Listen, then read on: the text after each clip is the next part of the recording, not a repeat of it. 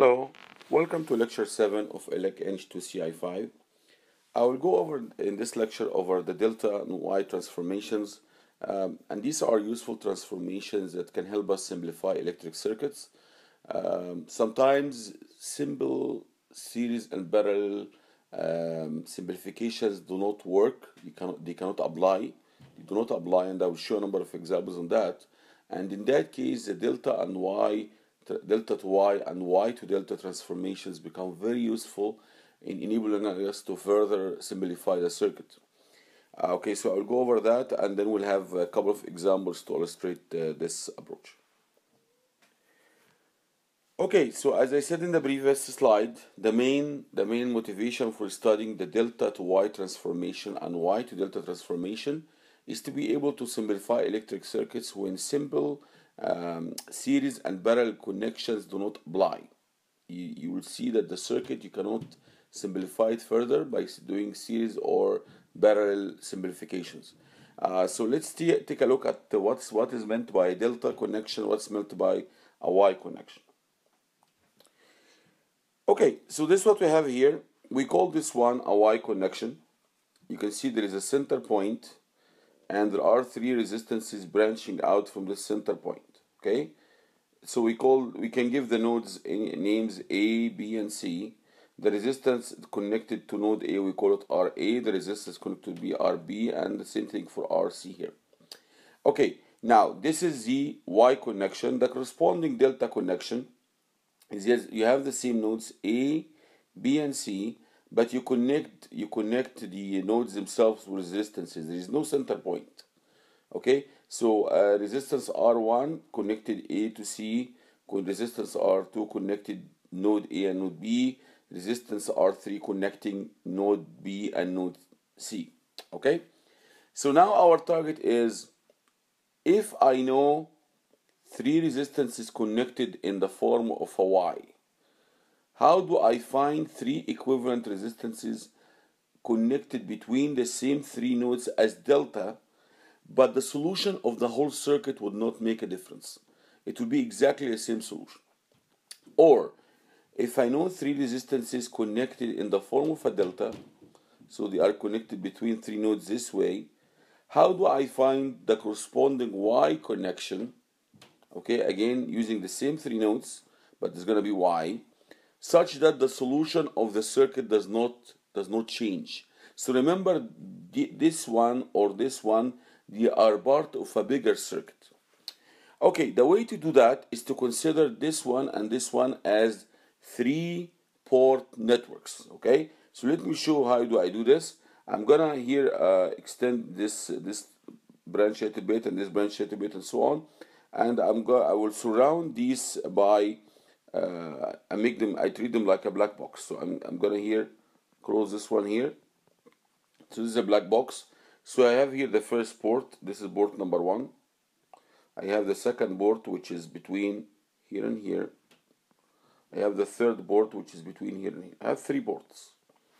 Okay, so between these 3 ports, the external circuit will can apply voltage, okay, and some current will be drawn. The same thing is happening in the delta connection.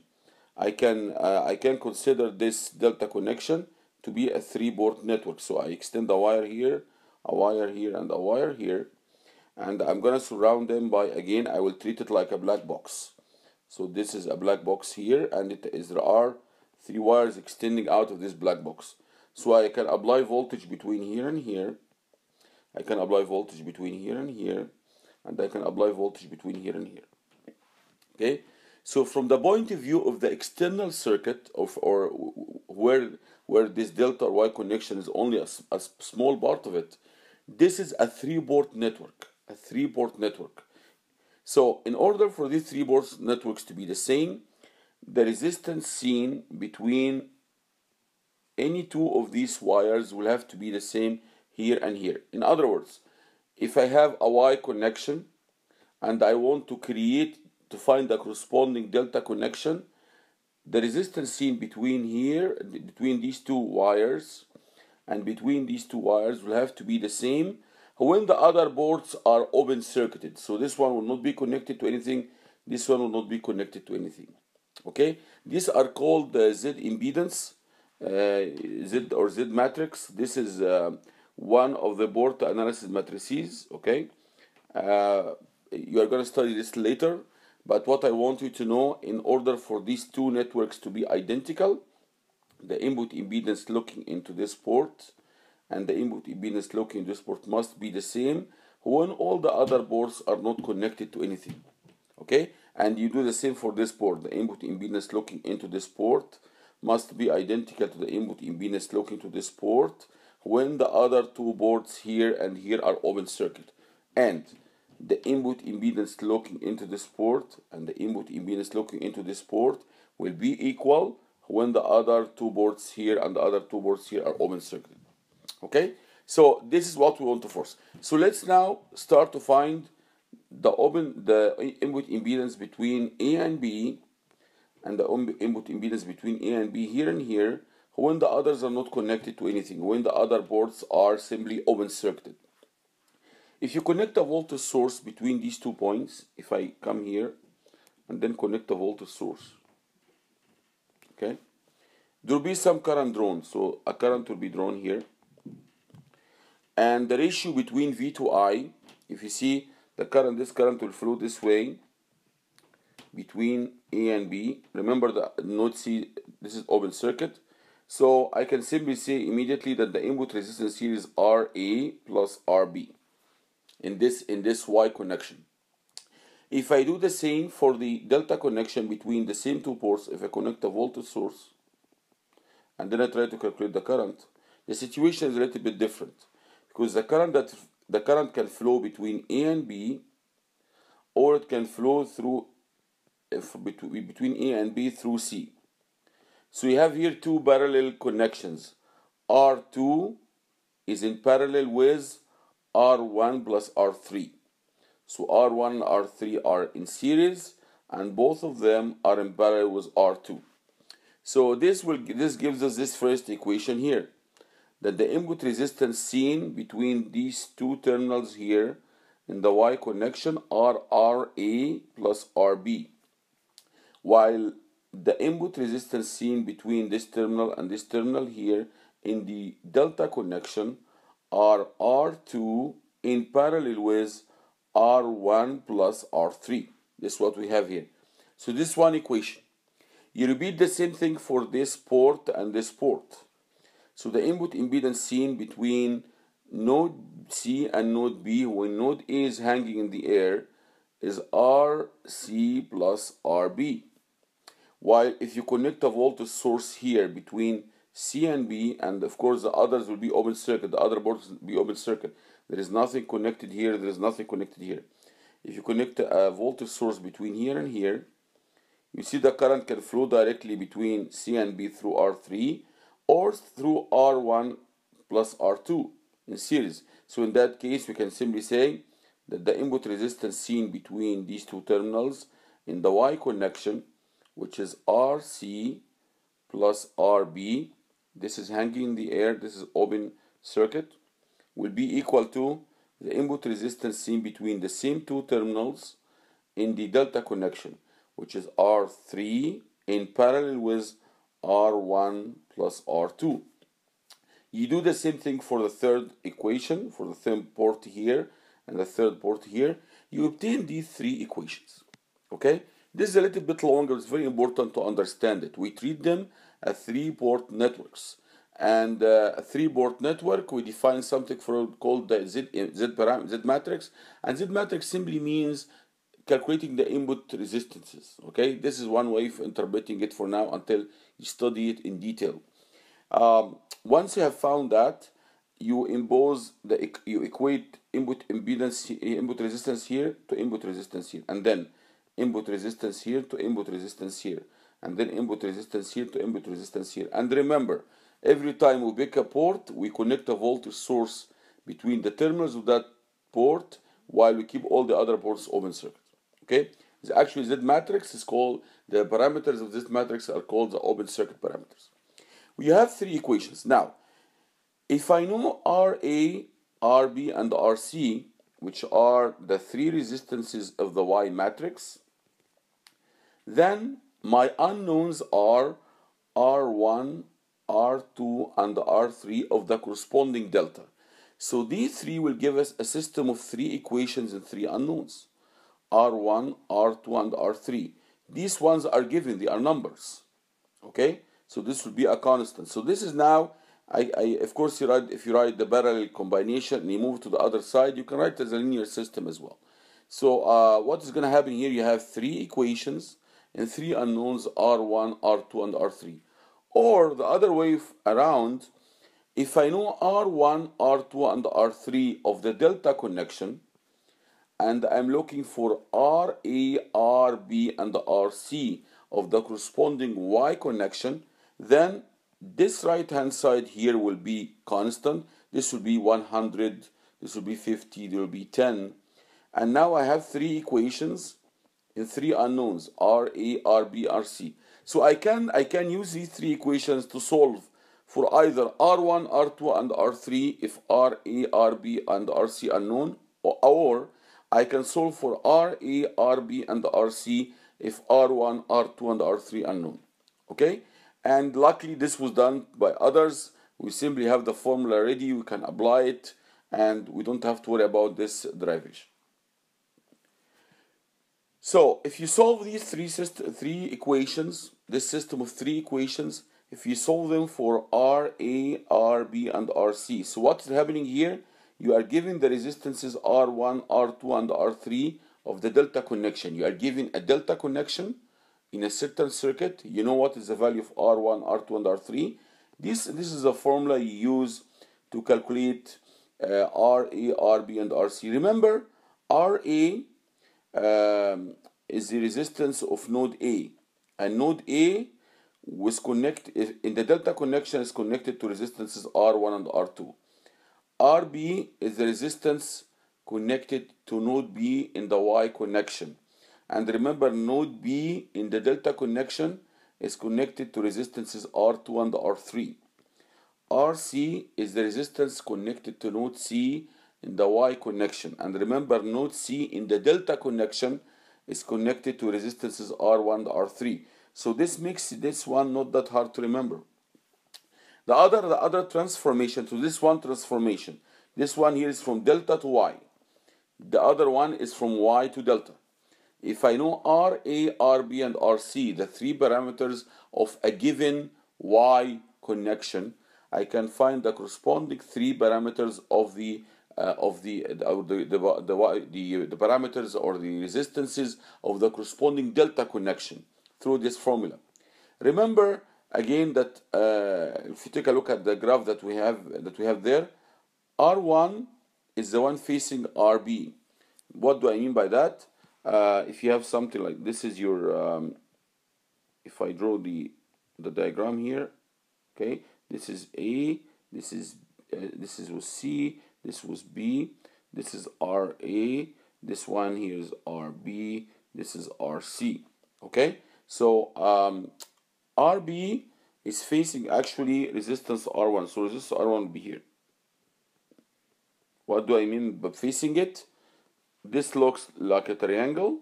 Okay, so this is one node, and this is the edge of the triangle facing it. So R1 is facing B from the other side.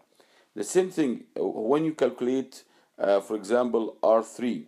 R3 you see you divide by RA. Why you divide by RA? Because simply R3 is connected here. It's connected between node B and C. So R3 is facing node A. This is a triangle. This is one node, and this is the edge of the triangle facing it. So these three formulas are not hard to remember either. So just remember, when you start do that, name any of the nodes A, B, and C. Remember that node resistance R1 in the delta is the one corresponding to node B. Resistance R2 in the delta is one corresponding to node C. Resistance R3 in the delta is the one corresponding to node A. And remember that node A is between R1 and R2. So if I pick this one as A, so in my numbering this will be R1 or R2, with R2 is the one facing node C. Okay, so once you define A, B, and C, you should be able to tell which one is R1, which one is R2, which one is R3. Okay, let's take a look at a couple of examples on how this can be implemented. Okay, we have this circuit here, a 1 voltage source. We have a number of resistances. If you see that these three are not connected in series. Why? Because you have this wire there, it can draw some current. And they are not connected in parallel either. So I don't know how to proceed and simplify the circuit. My target here is to find the power supplied by the source. In order to find the power supplied by the source, I have to find the current. And in order to find the current, I have to simplify the circuit to only one resistance. So between here and here, I have to replace the whole circuit by one single resistance connected to 24 volts. Now let's take a look at what we have. These three here, they are connected as a delta. You can see this from one point to another point there is a resistance. From this point to this other point there is a resistance. From this point to this other point there is a resistance. Don't get confused. This is still a delta. Okay? Even though the wires are stretched a little bit to give it a rectangular shape. But this is still a delta connection.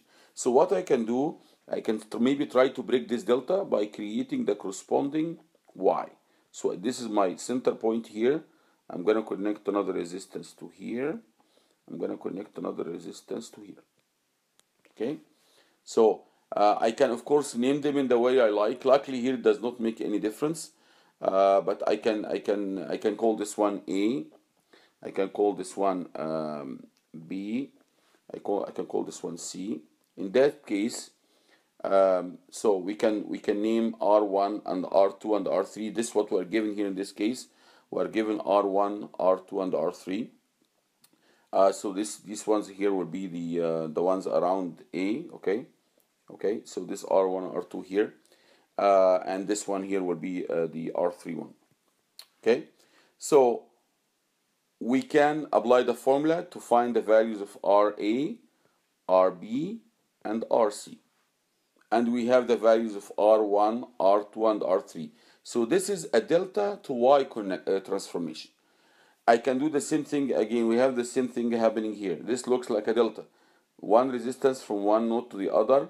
This is, say this is A and this is B. Another resistance from B and C. Another resistance from C and A again.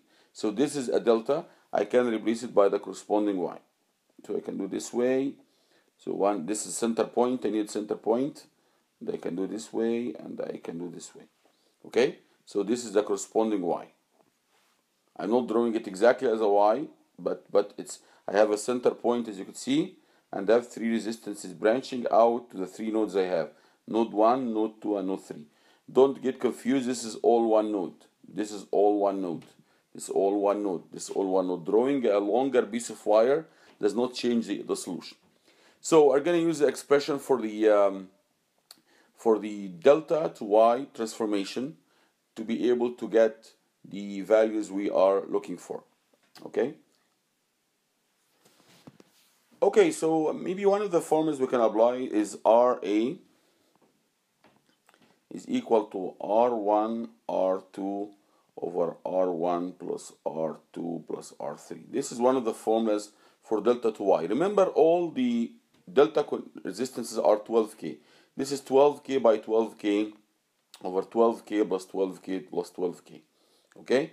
And we agreed that R1 and R2 are the two resistances surrounding connected at node A. Okay? This is very easy to remember. R1, R2, the two resistors connected to node A. And the same way you can do the same, you can find the same thing for node C and node B. Okay, luckily everything here is 12K. This 12K by 12K divided by 36K. This will give you 4K. I had a typo in these slides, and surprisingly, when I taught this the first time, no one complained about it. If you multiply 12K by 12K, you get 144. You divide by 36, the answer is 4, not 6. I used to have 6 here. So all these Y connection resistances, the new ones that I just created, they are all 4K.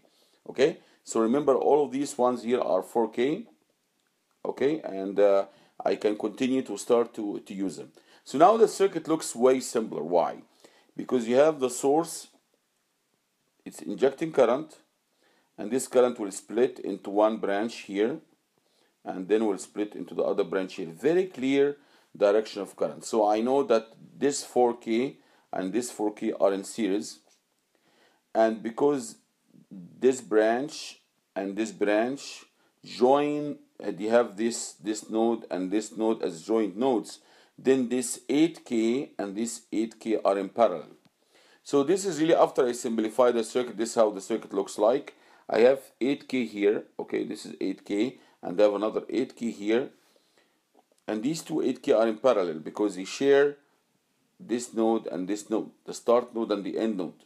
So the current will start in from the source, will split go this way, and then will split go this way, and then it will recombine again on the other side. So the input resistance, I can simplify the circuit further. 4K plus 4K will give us 8K. These two 8K in parallel will give me another 4K. So this is what we have. This is really how the circuit simplifies for. I combine the two parallel resistances and I replace them by one resistance, which is equal to 4K here. So this is 4K. 8K in parallel with 8K. So the total input resistance in the circuit is actually here equal to 12K. 4K plus 4K plus 4K. All these three are in series. Then I can find the input current. It's 24 volts, which is the value of the voltage source, divided by the total resistance of the loop, which is 12K, and this will give you 2 milliampere. I verified that answer through using something called loop analysis. So I know this is the correct answer. The answer I had earlier wasn't correct, and indeed the current is 2 milliampere. And once you have the current drawn from the source, I can, after I simplify the circuit, I can simply say that the power delivered by the source and this power supplied, I did not include the negative sign here because I know it's power supplied. If I'm doing conservation of power, as we mentioned in the lecture, I have to include it with a negative sign. Okay, I can consider it as power dissipated or power absorbed, and I'm gonna give it a negative sign. But for here, I know it's already power supplied, so I'm ignoring the negative sign, and I know that the source supplying a power of 24 multiplying by 2 milliampere, this is gonna give me 48 milliwatts. So actually, if you solve this circuit, you'll see that the current split in a very interesting way. So it will go this way. I'm just trying to draw the circuit again here. Okay, this is how the circuit looks like, and we have this resistance here. We have this resistance here. If you see how the current is flowing, you see that there's 2 milliampere supplied by the source. They will split into 1 milliampere this way and 1 milliampere this way. And because of the symmetry, there is no current flowing in this resistance or this resistance, because the total voltage across them will be equal to 0. So this is a very interesting, surprising result. The same thing is happening here. There is 1 milliampere flowing this way and 1 milliampere flowing this way. Okay, in this resistance, there is no current flowing in this resistance either. We'll understand how to do that when we start to discuss loop analysis. Okay, this is a second example. Would like to calculate in this circuit. We have one source, and would like to calculate the input resistance seen by the source. So as we agreed before, all these resistances can be replaced by just one resistance connected to the source. So between these two terminals, between the two terminals of the source, I can replace the whole circuit by one equivalent resistance. Sometimes you call it the input resistance. And once I found the input resistance, I would like to find the current drawn from the source. The current drawn from the source will be equal to the 100 volt divided by the input resistance.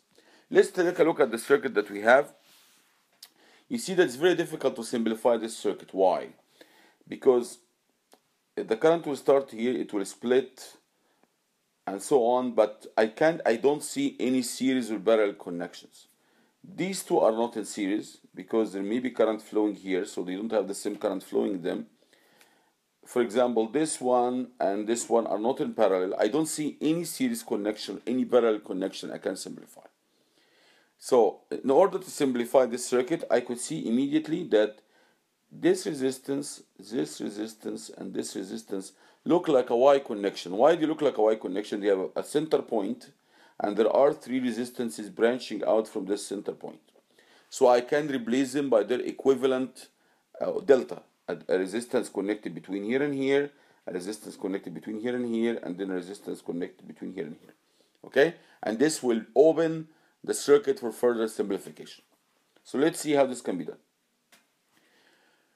So I redraw the circuit again, and I name this node as A, and this one as B, and this one as C. I can label any one of them the way I like, doesn't matter. But once I say this is A, then the resistance corresponding to it in the delta connections are 3. Once I call this one B, then the resistance corresponding to it in the delta connection is called R1. Once I call this one C, the resistance corresponding to it in the delta connection, I call it R2. Remember, this is a node, and this is an edge of a triangle, and this is the one facing it. The expression for Y to delta connection is that it's this one here. I wrote only for one of them, for R1. R1 is RA RB plus RB RC plus RC RA divided by RB. So let's look at R1. R1 here, you multiply all the values that you have in pairs. So 24 by 20 plus 20 by 30 plus 30 by 24.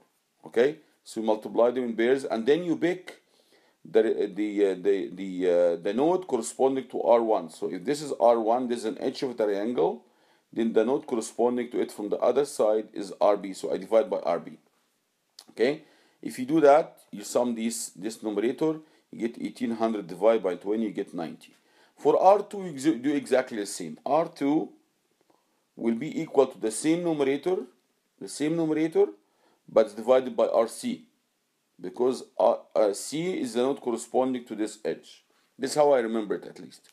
So you get 1800 divided by 30, and this will give you 60 ohm.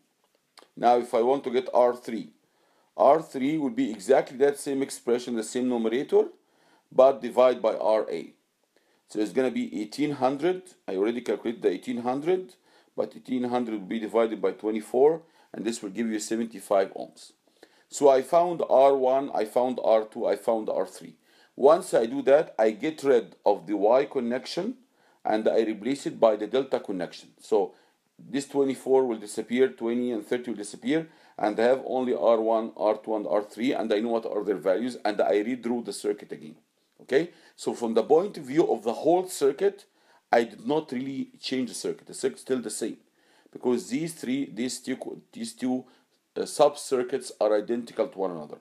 The Y connection and the delta connection. Okay, if you redraw the circuit, this is what you have. The circuit becomes actually much simpler. You will see that the 60 ohm we created here, for the delta, is in parallel with this 10 ohm. See, the 75 ohm we created for the delta is in parallel with this 50 ohm, the one that we had over there. And then you have the other 90 ohm resistor that we have. So if you see now, 60 ohm is in parallel with 10. They share the same start point and the end point.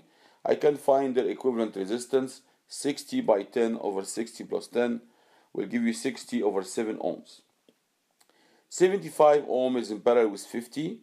I can find the equivalent resistance. 75 by 50 over 75 plus 50. This will give me 30 ohm. So the circuit is simplified even further.